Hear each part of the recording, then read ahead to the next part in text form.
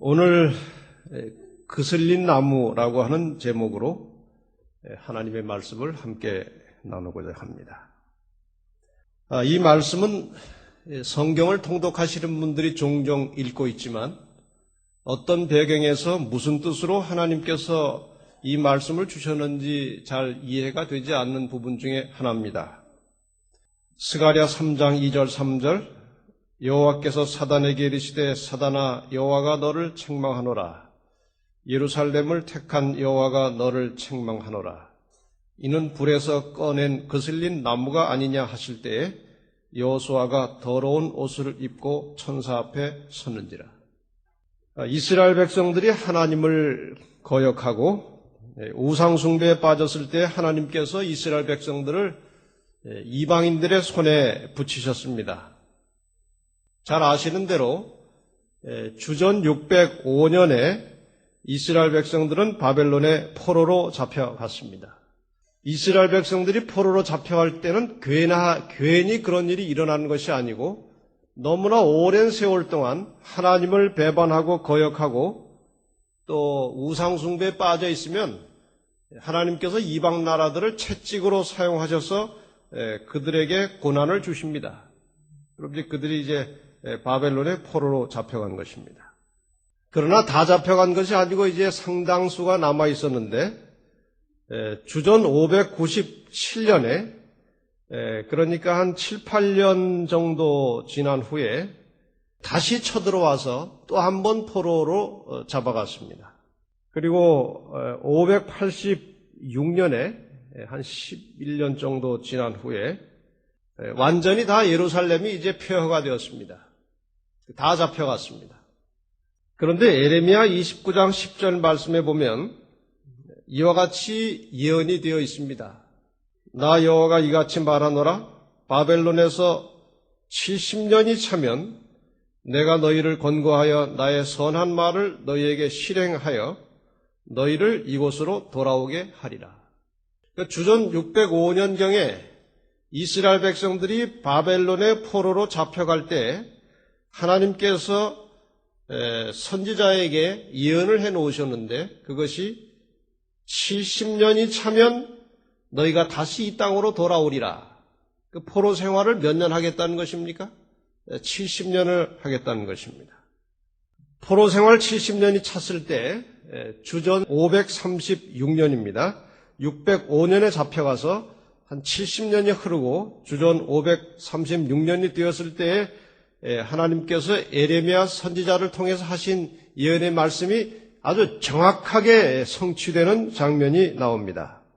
에스라 1장 1절로 3절에 보면 바사왕 고레스 원년에 그러니까 바벨론이 이제 망했습니다. 어느 나라에 망했습니까? 메데 페르시아 바사에게 망했습니다. 바벨론은 망했지만 여전히 이스라엘 백성들은 그곳에 포로 생활을 하고 있었습니다. 그래서 바사왕 고레스 원년에 고레스가 왕된 첫 해입니다. 여호와께서 에레미야 입으로 하신 말씀을 응하게 하시려고 무슨 말씀하셨습니까? 에레미야에게 70년 후에 돌아오리라고 말씀하셨습니다. 그 말씀을 응하게 하시려고 바사왕 고레스의 마음을 감동시키심에 저가 온 나라에 공포도 하고 조소도 내려 가로되 바사왕 고레스는 말하노니 하늘의 신 여호와께서 세상 만국으로 내게 주셨고 나를 명하사 유다 예루살렘에 전을 건축하라 하셨나니 이스라엘의 하나님은 참신이라. 너희 중에 무릇 그 백성된 자는 하나님의 백성된 자는 다 유다 예루살렘으로 올라가서 거기 있는 여호와의 전을 건축하라. 너희 하나님이 함께 하시기를 원하노라. 여러분, 이방 나라의 왕이 하나님께서 그 마음을 깊이 감동하셨을 때 그 포로로 잡혀왔고 포로 생활을 하던 모든 유다 백성들에게 다 너희 본국으로 돌아가서 성전을 다시 건축하고 자유롭게 살라는 명령을 내렸습니다. 그런데 그렇게 자유롭게 살도록 귀한 명령을 내렸지만 다 간 것이 아닙니다. 일부는 돌아가 봐야 집터도 없고 집은 다 부셔졌고 농사도 할 만큼 준비도 안 됐고 가봐야 여기보다 더 고생할 것 같으니 안 가고 남아있던 사람들도 많이 있었습니다. 그러나 일부 뜻있는 유다 백성들이 이제 바사로부터 다 나와서 원래 자기들이 살던 예루살렘으로 돌아갔습니다. 가자마자 이제 하려고 했던 것이 성전을 건축하는 것입니다. 이스라엘 백성들의 정신은 그것입니다. 어디를 가든지 먼저 하나님의 전을 세우거나 고치거나 단장하는 것입니다. 그것이 모든 그들의 공간 삶의 중심지였습니다. 그래서 성전을 재건하려고 했는데 그 주변에 있던 사마리아 사람들이 와가지고 같이 하자는 것입니다. 사마리아 사람들은 아주 우상숭배에 이미 깊이 빠져 있었습니다. 그들이 비록 그 마음속에 하나님을 배운 바 그 뿌리는 있었지만 현실은 우상숭배에 깊이 빠져 있었습니다. 그래서 이스라엘 그 유다 사람들이 너희들하고 못한다. 우리끼리 하겠다. 그랬더니 이제 성전 건축을 하지 못하도록 방해했습니다. 방해를 아주 격렬하게 했습니다. 근데 방해가 심하니까 그 건축하려고 하던 의지가 쉽게 꺾였습니다. 왜 쉽게 꺾였겠습니까? 지금 자기네들의 삶의 터전이 제대로 갖춰지지 않았습니다. 아직 집도 제대로 못 지었고 아주 열악한 환경에서 지금 마음을 모아가지고 성전을 건축하려고 하는데 하도 방해가 심하니까 그럼 방해가 끝날 때까지 우리 살 집이나 짓고 살아보자 하면서 성전 건축을 중도에 포기했습니다. 그 포기했을 때에 나타난 선지자가 학개 선지자와 스가랴 선지자입니다. 두 선지자가 나타나서 계속 백성들에게 하나님의 기별을 전하면서 성전을 다시 짓도록 독려를 했습니다. 그래서 오랜 세월이 지났습니다. 주전 520년이 되었을 때 포로에서 돌아온 지 한 16년, 16년이 지나는 동안에 성전 건축하던 것을 중단한 채 자기들의 삶에 열중하고 있었던 것입니다. 다시 이 바사왕 다리오가 주전 520년경에 조서를 내렸습니다. 에스라 6장 7절로 10절에 보면은 이스라엘 백성들에게 이제 성전 건축할 수 있는 물자까지 다 지원하면서 성전을 건축하도록 두 번째 조서를 내렸습니다. 이제 그 조서와 그 지원에 힘입어서 5년 후 주전 515년경에 드디어 성전을 완공했습니다. 성 전체가 준공된 것이 아니고 성전만 완공을 했습니다. 그것을 이제 우리가 수룹바벨 성전이라고 합니다. 그래서 나중에 이제 유대 나라에서 헤롯이 성전을 다시 큰 규모로 개축할 때까지 있었던 그 성전을 우리가 수룹바벨 성전이라고 하는데 그 성전 건축을 지도한 유대의 지도자가 수룹바벨이었습니다. 이렇게 하나님의 백성들이 성전을 지었을 때에 사단은 대단히 긴장했습니다. 하나님의 백성들이 하나님의 뜻에 순종하고 하나님의 사업과 역사를 이루어갈 때 사단은 아주 초긴장 상태에 들어가서 그 일을 방해합니다. 이것은 개인도 마찬가지입니다. 여러분이 개인적으로 하나님의 뜻대로 이제 제대로 살아보자. 내가 빨리 주변을 정리하고 신앙에 전심전력하고 좀 바르게 살아봐야 되겠다 하는 마음이 들고 그 일에 착수하면 역시 곁에서 사단이 그 일을 방해하는 공작을 반드시 합니다. 여러분 그런 경험 하셨습니까? 정말 바르게 말씀대로 올바른 신앙생활을 하려고 할 때 사단이 그 일을 한다고 하는 사실을 잊지 마시기를 바랍니다. 이스라엘 백성들이 성전을 완공했을 때 사단은 이제 드디어 그들을 방해하기 시작했습니다. 그들에게 시험거리를 가져오기 시작했습니다. 여기 선지자 왕 582페이지에 그 사실을 이렇게 묘사하고 있습니다. 성전 건축자들이 이룩한 견실한 전지는 악의 군사들을 크게 당황하게 하고 놀라게 하였다. 사단은 그들 앞에 그들의 품성의 결점을 들추어 하나님의 백성을 약하게 하고 낙담하게 하는데 그들의 노력을 더욱 경주하기로 결심하였다. 여러분 이 상태를 이해하십니까?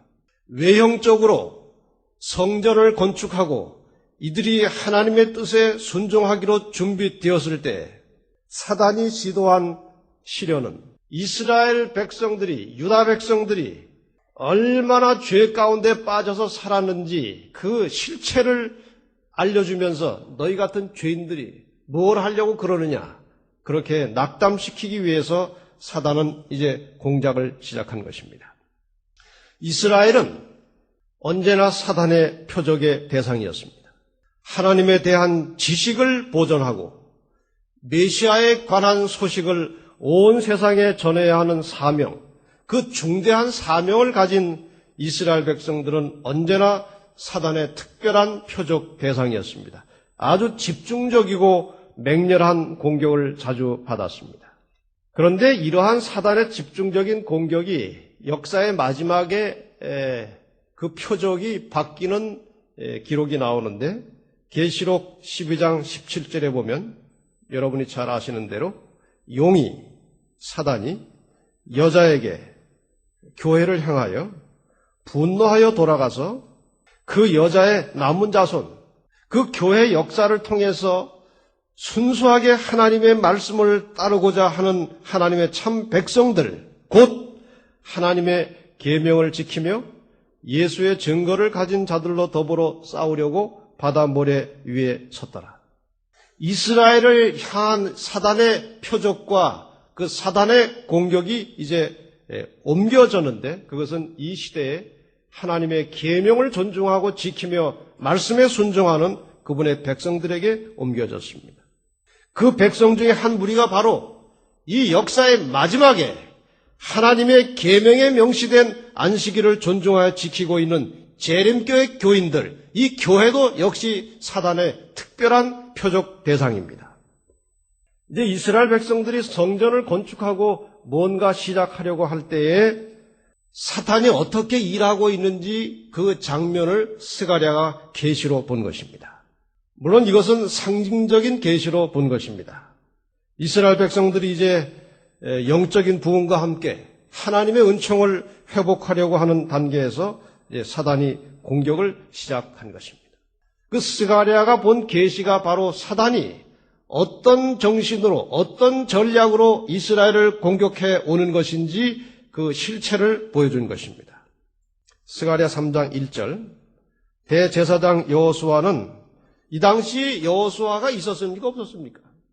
실제로 이스라엘 백성들을 인도해서 가나안 땅에까지 데리고 왔던 그 여호수아가 이 스가랴가 계시를 볼 당시에 있었어요? 없었어요?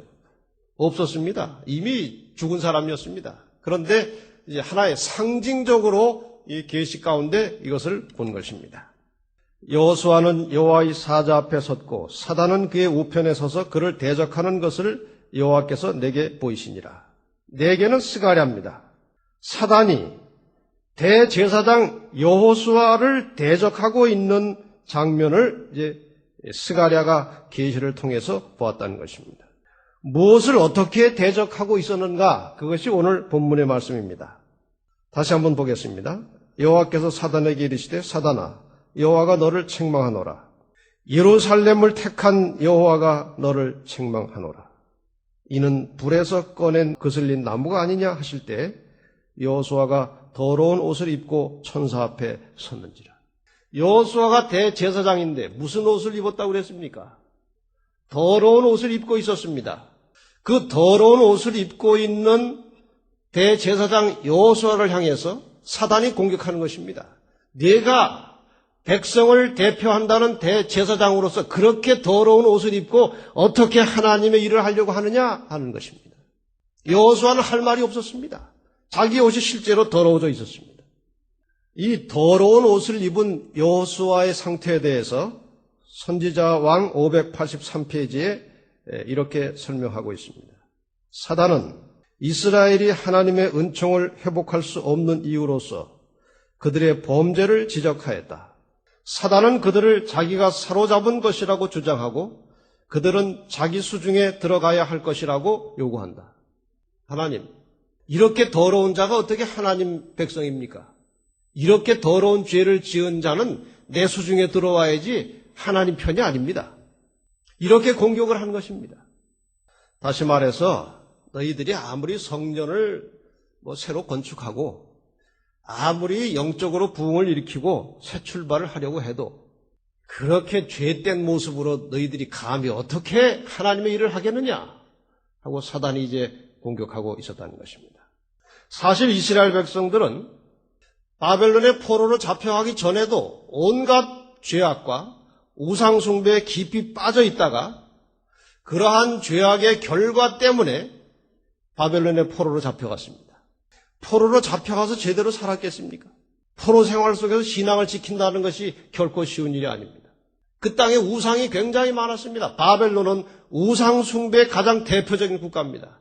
그 바벨이라고 하는 말 자체가 하도 많은 신들이 혼잡되게 섞여 있었기 때문에 이름조차도 바벨론입니다. 거기서 이스라엘 백성들이 살았습니다. 그 죄구덩이에서 살았습니다.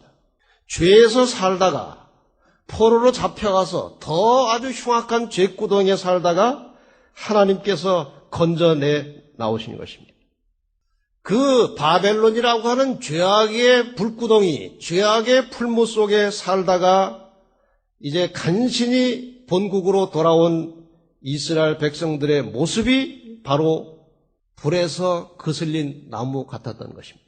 불에 거슬린 나무라고 하는 말은 바로 그것입니다. 포로 생활 70년이 찼을 때 하나님께서 그 약속한 말씀 따라서 이스라엘 백성들을 하나님께서 불러내셔서 이제 본국으로 데려와 보니 그 모양이 꼭 무슨 모양 같았다고요? 불에 거슬린 나무 토막 같은 모습이었습니다. 죄로 찌들어 있었습니다. 그러나 이스라엘 백성들은 이제부터라도 좀 잘해보려고 성전을 재건하고 완공하여 새 출발을 하려고 하는 중에 사단이 그들을 향해서 어떤 공격을 해오고 있는지 여호수아가 자신과 백성들의 죄를 상징하는 더러운 옷을 입고 있는 모습이 보여졌고, 그러나 그가 비록 더러운 옷을 입고 있었지만 하나님 앞에 죄를 자복하고 있었습니다. 뻔뻔스럽게 서 있었던 것이 아니라 하나님 앞에 더러운 옷을 입고 하나님 앞에 죄를 자복하고 있었습니다. 그러는 중에 사단이 그를 공격했습니다. 스가랴 3장 4절입니다. 여호와께서 자기 앞에 선 자들에게 명하사 그 더러운 옷을 벗기라 하시고, 또 여호수아에게 이르시되 내가 내 죄과를 제하여 버렸으니 내게 아름다운 옷을 입히리라 하시기로. 이제 하나님께서 여호수아를 향해서 말씀하시기를, 또 그 옆에 주변에 있는 사람들에게, 그 주변에 있는 자들이 누군지는 모릅니다. 그러나 우리는 천사들로 생각할 수가 있겠죠. 그 재판을 지켜보는 천사들, 그 더러운 옷을 벗기라. 그리고 여호수아에게는 내가 내 죄과를 제하여 버렸으니 내게 아름다운 옷을 입히리라. 그때 이 스가랴가 말하기를 정한 관을 그에게 씌우소서. 정하다는 말은 깨끗하다는 말입니다. 성결하다는 말입니다. 정한 관을 그의 머리에 씌우소서 하며 정한 관을 그 머리에 씌우며 옷을 입히고 여호와의 사자는 곁에 섰더라. 아마도 이것이 예수 그리스도께서 인간을 위해서 중재하시고 우리를 정결케 하시는 역할을 하고 있음을 우리에게 상징적으로 보여주신 것이라고 생각됩니다. 우선 아름다운 옷을 입혔습니다. 무엇을 벗어버리고 그 더러운 옷, 거슬린 나무 같은 그런 더러운 옷을 벗겨버리고 아름다운 옷을 입혔습니다. 그냥 입힌 것이 아니고 그가 자기의 더러운 상태에 대하여 하나님께 고백하고 뉘우치고 자복하고 있을 때 더러운 옷을 벗겨주시고 아름다운 옷을 입혀주셨습니다. 로마서 5장 8절에 보면 이런 말씀이 나옵니다. 우리가 아직 죄인 되었을 때 그리스도께서 우리를 위하여 죽으심으로 하나님께서 우리에게 자기에 대한 사랑을 확증하셨느니라. 여러분과 저의 죄가 아무리 흉악하고 많을지라도 우리가 죄인인 그 상태에서 예수 그리스도께서는 돌아가셨고 우리의 모든 죄와 허물을 깨끗하게 용서해 주셨습니다. 우리가 다 고치고 회개하고 끝난 다음에 주님께서 돌아가신 것이 아니라 우리가 죄인인 그 상태에서 우리 주님께서 십자가에 돌아가셨습니다. 그리고 로마서 4장 5절에는 이렇게 말합니다. 일을 하지 아니할지라도 경건치 아니한 자를 의롭다 하시는 이를 믿는 자에게는 그 믿음을 의로 여기셨나니. 우리가 의롭게 되고 하나님의 백성이 되는 것은 우리가 무엇을 해서가 아닙니다. 일을 아니하실지라도 경건치 아니할지라도 우리가 하나님을 믿고 의지할 때에 우리를 경건하게 또 의롭게 여겨주신다는 것입니다. 여러분, 어린아이가 이제 막 걸음마를 시작할 때 엄마는 욕심이 많아가지고 아이가 좀 더 많이 걸어오기를 기대하면서 이 간격을 많이 띄우고 이렇게 오라고 그럽니다. 그럼 이 아이가 팔을 벌리고 한 발도 제대로 못 뛰는 주제에 그 엄마한테 가려고 발을 한 발 띄었는데 비틀비틀합니다. 그럼 엄마가 가만히 있습니까? 달려갑니까? 엄마가 달려가서 아이를 딱 안아주고 속마음으로는 온 것으로 쳐줍니다. 잘했다. 네가 한 발 걸었다. 그것이 어머니의 마음이에요.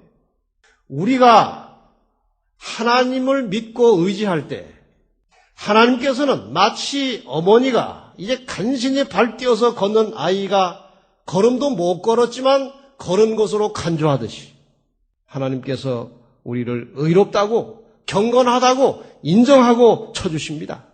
지금 바로 여호수아가 아주 더러운 옷을 입고 있을 때 그 옷을 벗기고 아름다운 옷을 입힌 그 하나님의 사랑이 바로 그것을 우리에게 가르쳐주고 있는 것입니다.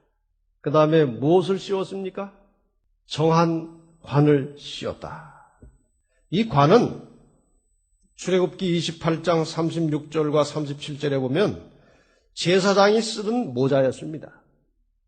너는 또 정금으로 패를 만들어 인을 새기는 법으로 그 위에 새기되 여호와께 성결이라 하고 그 패를 청새끈으로 관 위에 매되 곧 전면에 있게 하라. 대제사장의 복장은 아름다운 옷을 입었을 뿐만 아니라 모자를 썼는데 그 모자를 이렇게 묶은 끈이 있었습니다. 그 끈은 어디에 연결돼서 끈을 만들었는가 하면 이 앞에 패를 하나 만들었는데 그 패에다가 뭐라고 썼다고 했습니까?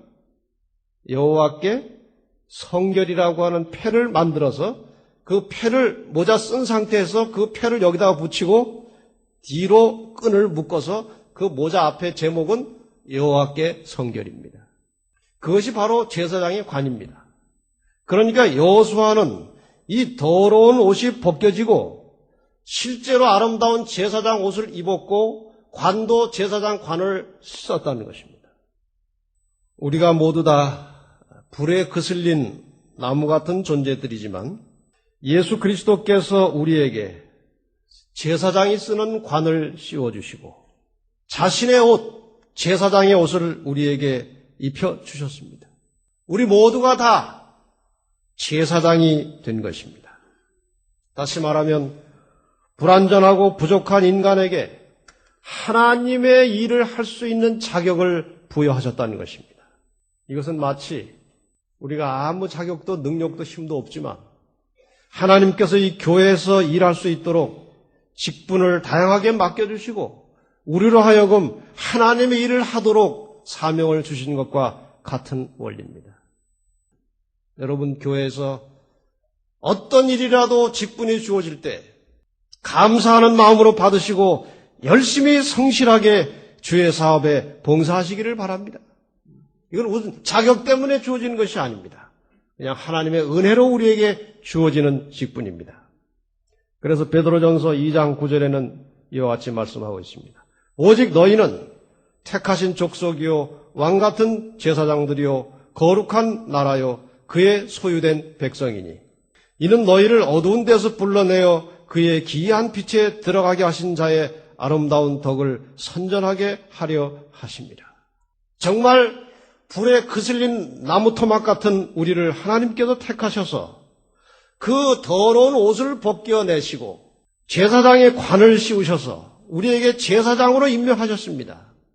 이것은 어두운 데서 너희를 불러내어, 다시 말하면 죄 구덩이에서 너희를 불러내서 그슬린 나무 토막 같은 너희에게 그의 기이한 빛에 들어가게 하신, 그렇게 아름답고 찬란한 옷을 입혀주신 하나님의 아름다운 덕을 선전하게 하시기 위해서 우리에게 제사장 직분을 주셨다고 말씀하셨습니다.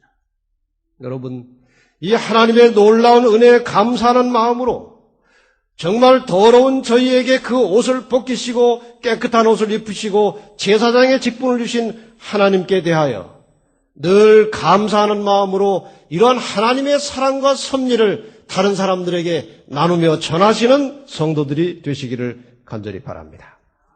그 다음에 이제 3장 6절과 7절과 8절에 아주 중요한 말씀이 나옵니다. 여호와의 사자가 여호수아에게 증가하여 가로되 만군의 여호와의 말씀에 네가 만일 내 도를 준행하며 내 율례를 지키면 네가 내 집을 다스릴 것이요 내 뜰을 지킬 것이라. 내가 또 너로 여기 섰는 자들 중에 왕래케 하리라. 여러분, 지금 이 말씀이 깨끗한 옷을 입기 전입니까? 입은 후입니까? 지금 여기 내가 만일 내 도를 준행하며 내 율례를 지키면 내가 내 집을 다스릴 것이요 내 뜰을 지킬 것이며 내가 또 너로 여기 섰는 자들 중에 왕래케 하리라. 이것이 깨끗한 옷을 입기 전입니까? 입은 후입니까? 입은 후예요. 이건 굉장히 중요한 의의를 가지고 있는 말씀이에요. 만약에 내가 만일 내 도를 준행하면 내 율례를 지키면 그 더러운 옷을 벗겨서 관을 씌워서 여기 오게 하겠다고 했으면 우리는 다 절망입니다. 도를 지킬 수 없습니다. 그런데 그저 우리가 잘못을 느끼고 하나님을 의지할 때 우리의 더럽고 추한 것들을 다 벗겨내시고 깨끗한 아름다운 옷을 입히시고 제사장의 관을 씌우신 다음에 하시는 말씀이 이제 너는 제사장이다. 내 도를 준행하며 내 율례를 지키면 내가 이 하늘을 와서 거닐게 될 것이고 여기 섰는 자들과 함께 교제를 나누면서 여기서 살게 될 것이다. 먼저 하나님께서는 우리를 구원하시고 그분의 말씀에 순종하실 것을 요구하십니다. 그런데 여기 이 사람들에 대해서 뭐라고 말씀했는가 하면 스가랴 3장 8절에 대제사장 여호수아야 너와 내 앞에 앉은 내 동료들은 내 말을 들을 것이니라. 이들은 예표의 사람이라. 내가 내 종 순을 나게 하리라. 정말 어려운 말입니다. 이 말만 이제 잘 설명을 드리고 말씀을 마치겠습니다. 지금 이 장면은 아까 말씀드린 대로 상징적인 것입니다. 하나님 곁에 여러 다른 존재들이 있었습니다. 여기 섰는 자들 중에 네가 왕래케 될 것이다. 하나님의 백성들, 하나님의 자녀들이 그 곁에 있었습니다. 여기 섰는 자들은 바로 어떤 자들인가? 내 도를 준행하며 내 율례를 지키고 살던 사람들이었습니다. 내 동료들은 내 말을 들을 것이라. 이들은 지금 여기 나와 함께 사는 이들은 예표의 사람이라. 아주 어려운 말 아닙니까? 예표의 사람이라.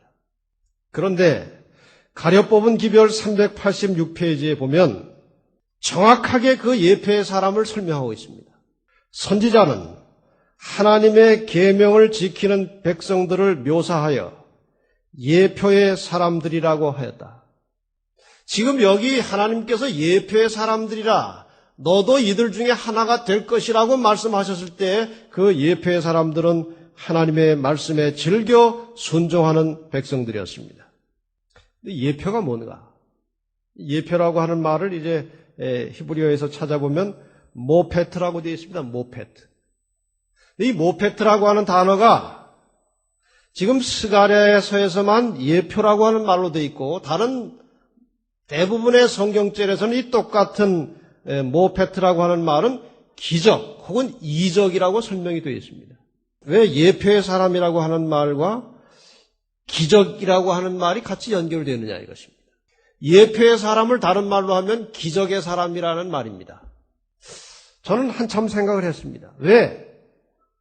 왜 기적이라고 번역해야 될 것을 예표라고 했고 예표는 기적이라고 하는 말인데 왜 이 하나님의 도를 준행하며 율례를 지키는 사람들을 왜 기적의 사람이라고 했느냐 이것입니다.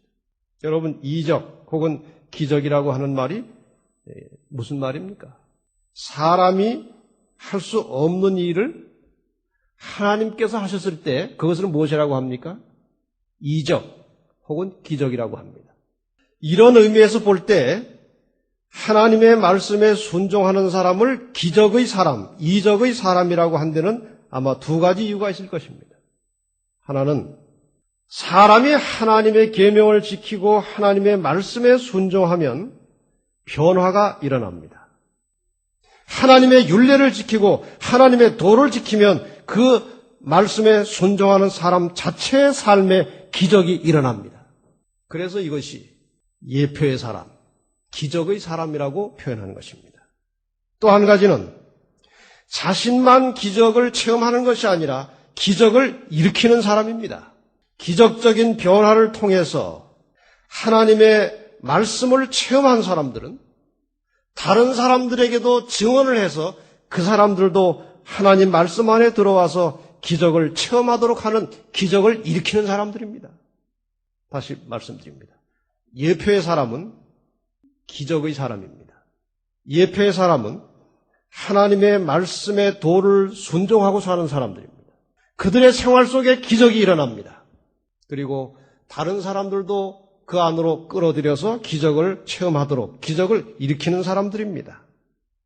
그래서 여호수아에게 지금 나와 함께 사는 이들은 예표의 사람이라. 기적을 체험한 사람들이라. 여러분 품성 변화의 기적과 이적을 체험하시길 바랍니다. 대단히 중요한 의미를 가지고 있습니다. 이 말씀이. 어떤 여호와의 증인교회 다니던 한 아주머니가 우리 재림교회의 성경을 공부하고 예언을 공부하고 재림교인이 되었습니다. 진리를 만났고 예수 그리스도의 사랑을 깊이 깨닫고 생활이 변화되고 대단히 열성적인 전도자가 되었습니다. 그분이 얼마나 뼈저리게 진리를 깨달았는지, 얼마나 하나님의 사랑을 깊이 깨달았는지 그 사랑과 진리를 전하지 않고는 견딜 수 없는 심령이 불타고 있었습니다. 그래서 그가 여호와의 증인에서 우리 재림교인이 된 지 30개월 동안에 40명을 인도했습니다. 40명. 그런데 제일 초반에 첫 달에 목표로 삼은 사람이 어머니였습니다. 어머니는 자기보다 훨씬 열렬한 여호와의 증인이었습니다. 20년 동안 여호와의 증인에 아주 열렬한 골수분자였습니다. 어머니를 위해서 기도하기 시작했습니다. 처음에는 주변 사람들도 당신이 우리 교인 된 지 한 달밖에 안 되는데 20년 된 여호와의 증인을 어떻게 인도하려고 그러십니까? 좀 기다렸다가 좀 나중에 하라고 그랬어요. 그러나 이분은 기적을 체험한 사람이기 때문에 기적을 기대하면서 기도했습니다. 그런데 이 어머니가 보니까 딸이 진리를 발견한 다음에 분명히 변화가 일어났습니다. 아침 7시 전에는 한 번도 일어난 적이 없는 딸인데 진리를 찾고 그리스도의 사랑을 깨달은 다음에 매일 4시 전에 일어나서 새벽 기도회를 다니고 있었습니다. 그것이 다가 아닙니다. 어머니와 자주 성경 토론을 합니다. 여호와의 증인 교리와 재림교회 교리를 가지고 토론을 합니다. 집에서 맨날 어머니를 보고 사니까. 근데 어머니는 조금 가다가 이제 마음대로 안 되면 화가 납니다. 그리고 화를 막 내요. 근데 이 딸은 끝까지 웃으면서 계속해서 진리만 전하는 것입니다. 어머니는 성경 토론을 할 때마다 화가 났고 딸은 웃었습니다. 늘 이 어머니가 졌다는 생각이 자꾸 들어왔습니다. 그리고 어머니가 볼 때 저렇게 마음이 기뻐지고 새벽기도 다니는 것이 며칠 가랴 했는데 한 달이 지나고 2달이 지나도 계속하는 것입니다. 그치지 않는 것입니다. 어느 날 이 딸은 깊이 간절히 기도한 다음에 어머니에게 요청했습니다. 어머니, 성경의 진리를 바로 알려면 예언을 공부해야 됩니다. 예언. 어머니 한번 예언을 공부하시겠습니까? 근데 이미 딸로부터 계속 토론할 때마다 졌다는 생각이 있었기 때문에 거절할 수가 없었어요. 공부하자. 그래서 그 교회 목회자와 공부를 시작했습니다. 첫날 어머니의 모습은 상당히 불쾌한 표정이었습니다. 그런데 둘째 날 공부할 때는 같이 기도했습니다. 여호와의 증인들은 다른 기독교인들과 같이 기도하지 않습니다. 그런데 기도했습니다. 다섯째 날은 상당히 고통스러워하는 모습이었습니다. 왜 그럴까요? 자기가 틀렸다는 것을 깨달은 겁니다. 일곱 번째 되는 날은 지나간 20년의 세월이 너무 억울하다고 어머니가 울었습니다. 자기가 잘못됐다는 것입니다. 얼마 후에 어머니는 침례를 받고 우리 교인이 되었습니다. 기적을 체험한 사람이 기적을 일으킨 것입니다. 예표의 사람, 기적의 사람, 하나님의 말씀에 순종하고 사는 사람들은 자기의 개인적 생활에서 기적이 일어나고 다른 사람에게도 그리스도의 능력을 통해서 기적을 일으키는 사람들입니다. 그런데 그 예표의 사람이라 바로 그 뒤에 나온 말이 내가 내 종 순을 나게 하리라. 숫이라는 말이 또 나옵니다. 이 똑같은 말이 이사야 11장 1절에는 이새의 줄기에서 한 싹이 나며 그 뿌리에서 한 가지가 나서 결실할 것이야. 가지라고 하는 말로 번역되었습니다. 순이라는 말이 다른 성경절에서는 가지라는 말로 나왔습니다. 이새의 줄기에서 난 싹, 그 가지는 누구십니까? 예수 그리스도이십니다. 순은 가지를 말하는 것이고 새순, 새 가지는 희망과 생명을 상징하는 말입니다. 우리에게 변화를 일으켜 주시는 분, 변화의 기적을 일으켜 주시는 분은 우리의 희망이요, 우리의 생명이신 예수 그리스도이십니다. 그리고 이 말을 잘 들으시기 바랍니다. 하나님께서는 스가랴서에 순이라고 표현된 예수 그리스도를 하나님의 택한 백성 이스라엘 백성을 통해서 보내주셨습니다. 하나님은 순을 택한 백성 이스라엘의 혈통을 통해서 이 땅에 보내주셨습니다. 그 다음 말이 중요합니다. 하나님께서는 그 순이신 예수 그리스도께서 이 마지막 시대에 하나님의 계명을 존중하여 순종하며 살아가는 하나님의 백성들의 삶을 통해서 그 순이 나타나기를 원하십니다. 말이 조금 어렵습니까? 지금 스가랴 3장 7절, 8절에 말씀하신 내 종 순을 나게 하리라 할 때 순은 예수 그리스도이십니다. 그 순이 하나님의 택한 백성 이스라엘의 혈통을 빌려서 나오셨습니다. 이 마지막 시대에는 그 순, 예수 그리스도께서 하나님의 계명을 존중하여 지키는 마지막 남은 백성들의 삶을 통해서 그 순이 나타나기를 하나님은 기대하십니다. 여러분과 저의 삶을 통해서 예수 그리스도가 표현되고 나타날 때 하나님은 영광을 받으시고 피차의 삶에 기적이 일어나는 것입니다. 사랑하는 여러분, 진리가 우리의 실제적인 생활에 어떤 영향을 미치고 있는지 생각해 보시기를 바랍니다.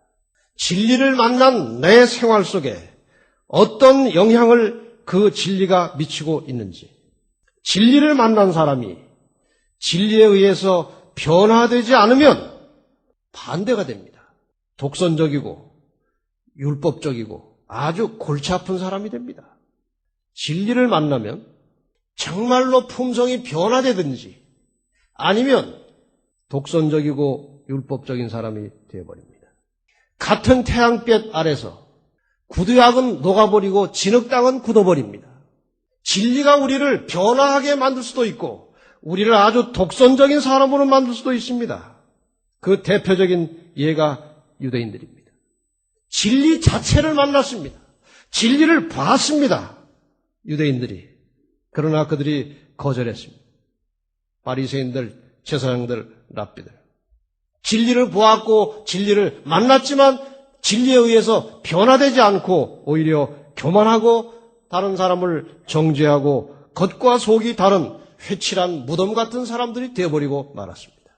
여러분, 우리가 그렇게 될 수 있습니다.